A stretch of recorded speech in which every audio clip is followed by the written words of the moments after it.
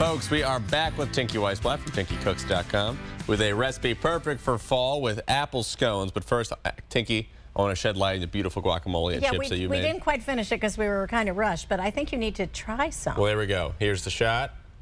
And there's the guac. And now it's going in my mouth. I hope you like it. Do you have a preference between the baked chips and the fried chips? Well, I have a not fun answer. My not fun answer is that I'm on TV, so I try not to eat fried stuff, so I have good complexion for my friends here. So I eat the baked one. But it still tastes good. Well, good. No, it's apple season. It is apple season, I know, and I resisted it. They came in, actually, started coming in August, but I would not eat or buy an apple until September 1st. I have my standards. And here we are. And here we are. We're in September. So this is a fun, easy, very easy breakfasty thing. So I have here, oh, look, there's my beautiful, couldn't tell you what kind of apple it was. I bought a bag of mixed apples. So, but that is green and red ones. One apple chopped into little pieces. I'm now mixing together some flour and sugar and cinnamon. And cinnamon's to taste, and if you like other flavors, you could put in nutmeg or whatever. This is baking soda and baking powder, and the recipe says a little salt, but it turns out that I couldn't find unsalted butter, so I didn't use salt because there's butter in my salt. Oh, good catch. That's what they get you. Yeah, we don't want too much salt. Okay, and that's pretty easy. Then once we mix those dry things up, then we throw in the apples, if you would be so kind, please. I would be No, I'm honored. wrong. Nope, Let me think about it. No, we do the butter first. Okay, good idea. Sorry. Well, you know, this is why you have me here, Tinky, so I can tell you how to do it. So you can tell me what to do.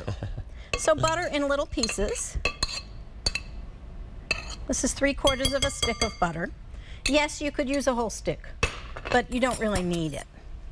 And then if you have a pastry blender, use your pastry blender. I'm just using 2 knives cutting against each other. And while I'm doing that, you can mix up the wetness. So we have here some buttermilk. And I didn't have buttermilk in the house. Again, I guess I'm short on a lot of things.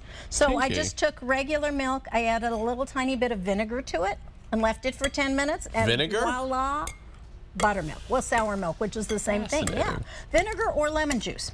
So you're going to pop the egg into that buttermilk, or alleged buttermilk, whatever we want to call it. Vinegar milk, apparently. Vinegar milk, sour milk.